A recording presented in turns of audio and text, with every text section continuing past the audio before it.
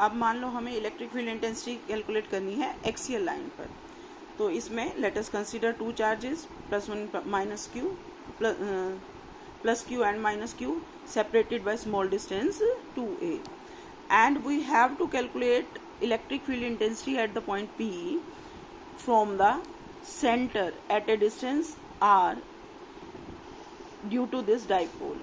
अब इस डाइपोल के सेंटर से r डिस्टेंस पर हमें इलेक्ट्रिक फील्ड इंटेंसिटी कैलकुलेट करनी है। तो अब इसका मतलब हमें क्या कैलकुलेट करना है कि इसकी वजह से कितना फील्ड है, फिर इसकी वजह से कितना फील्ड है, और दोनों का वेक्टर सम कैलकुलेट करना है।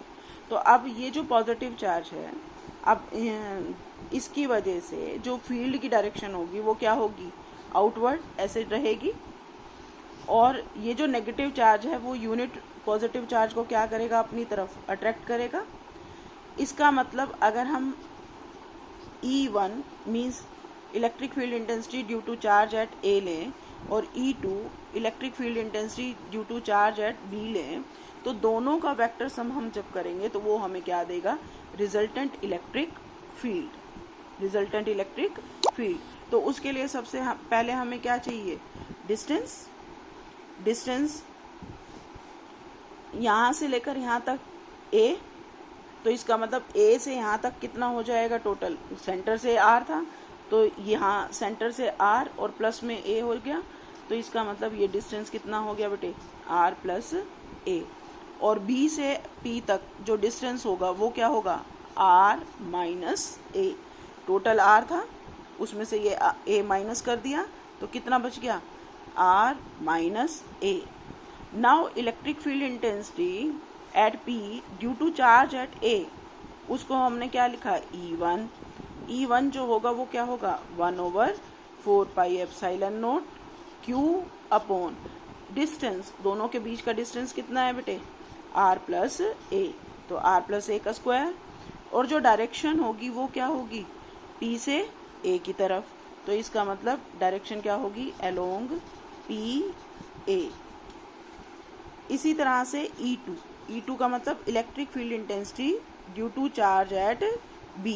अब B का जो डिस्टेंस है P से वो कितना है, R माइनस है, तो जो वैल्यू होगी वो क्या होगी, 1/4 पाई एप्सिलॉन नॉट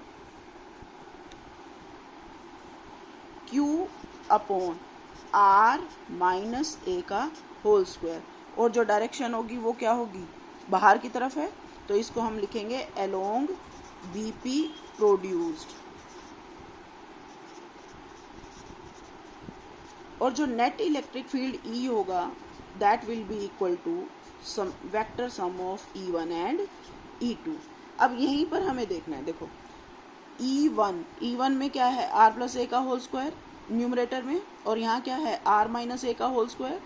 डिस्टेंस कम है B का, तो इसका मतलब E2 की जो वैल्यू होगी, जो इसका मैग्नीट्यूड होगा वो E1 से क्या होगा, ज़्यादा, और दोनों की डायरेक्शन कैसी है, एक दूसरे के opposite.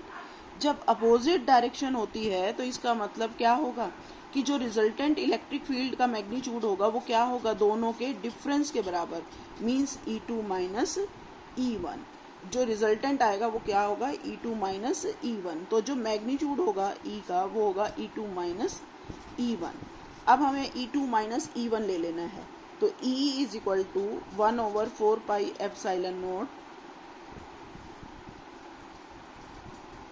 Q upon R minus A का whole square upon minus Q upon R plus A का होल स्क्वायर। R भी कॉमन आ जाएगा तो क्या आ जाएगा, 1/4 pi epsilon naught Q common, 1 upon R minus A का होल स्क्वायर और R प्लस A का होल स्क्वायर, एलसीएम आ जाएगा। यहाँ क्या आ जाएगा, R प्लस A का whole square minus R minus A का होल स्क्वायर। सॉल्व करेंगे तो ये आ जाएगा 1/4 पाई एप्सिलॉन नॉट Q, और यहाँ पर 2RA बचेगा, यहाँ से 2RA बाकी कैंसिल हो जाएंगे, तो 2RA प्लस 2RA मिलकर क्या हो जाएगा, 4RA upon A minus B का whole square, A minus B A plus B, वो होगा A square minus B square वाला फॉर्मूला, तो R square minus A square का होल स्क्वायर।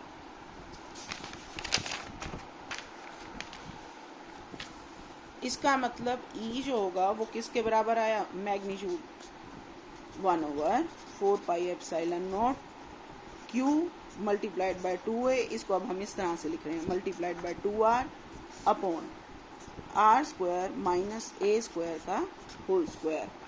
अब q मल्टीप्लाइड बाय 2a ये क्या था, डाइपोल मोमेंट, तो 1/4 pi epsilon naught p multiplied by 2r upon R square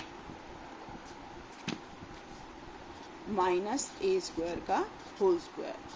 अगर मान लो शॉर्ट डाइपोल हो, शॉर्ट डाइपोल का मतलब distance is very large as compared to length, तो इसका मतलब जो ए होगा वो क्या होगा, very very less than are.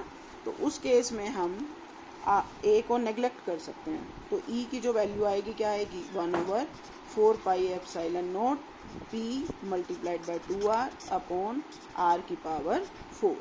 एक आर से एक आर कैंसिल हो जाएगा, ये आ जाएगा 1/4 pi epsilon not 2p upon r cube. और जो डायरेक्शन होगी वो क्या होगी, डायरेक्शन p पर E2 की ये डायरेक्शन थी और ये E2 ग्रेटर था E1 से, इसका मतलब, और नेगेटिव से पॉजिटिव की भी यही डायरेक्शन थी, मींस डाइपोल मोमेंट की यही डायरेक्शन थी, जो रिजल्टेंट आएगा वो इसी डायरेक्शन में आएगा। तो इसका मतलब जो डायरेक्शन होगी वो क्या होगी, along the dipole moment, direction will be parallel to the dipole moment और अलोंग द डाइपोल मोमेंट। ये रहेगा electric field intensity on the axial line.